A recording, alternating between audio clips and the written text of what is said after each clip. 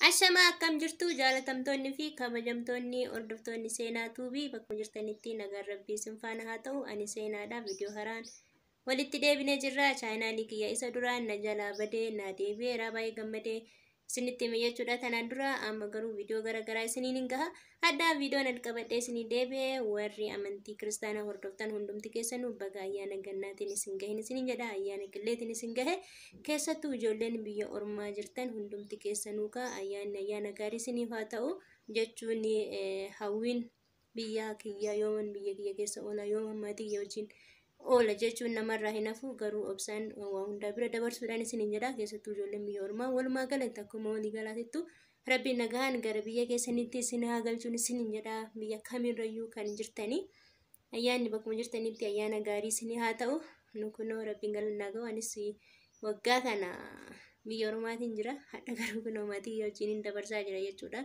Yeroo san baay'ee hawwii kiyya ture. Hawwiin keessan hunduu isinii fooyyaa isinii sirraa jechuun bakka yaadda saniin geessanii anillee waggaa kana yeroo achi jirutti yoomin maatii kiyya wajjin oola jedhee baay'ee yaadaa ture jechuudha.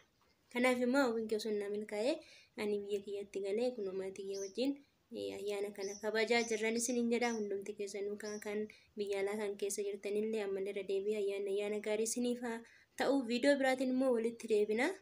Agasitti nagaan naa turan isiniin jedha. Warri chaayinaalii kiyyaa faara wataatan sabskiraayib gochuudhaan gara maatii kiyyaatti dabalama. Yoo jaalattan immoo laayik sheer gochuudhaan hiriyoottan keessan biraanis gahaa jechuudha.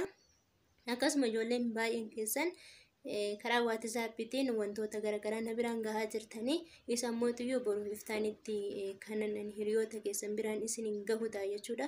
Akkasuma immoo ijoolleen biraallee yaada qabdanii fi rakkoo miidiyaa bira nuu gahaa jettanii yaaddanis yoo kan jiraatan ta'e lakkoofsa kiyya koomentii duraa jalan isinii kaa'aa isaan na qunnamuu ni dandeessan jechuudha.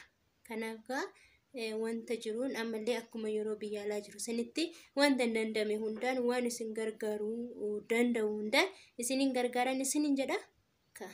Rabbiin nagaan gara maatii keessanitti isin haa deebisu, biyya keessanitti isin haa deebisu. Amma viidiyoo biraatti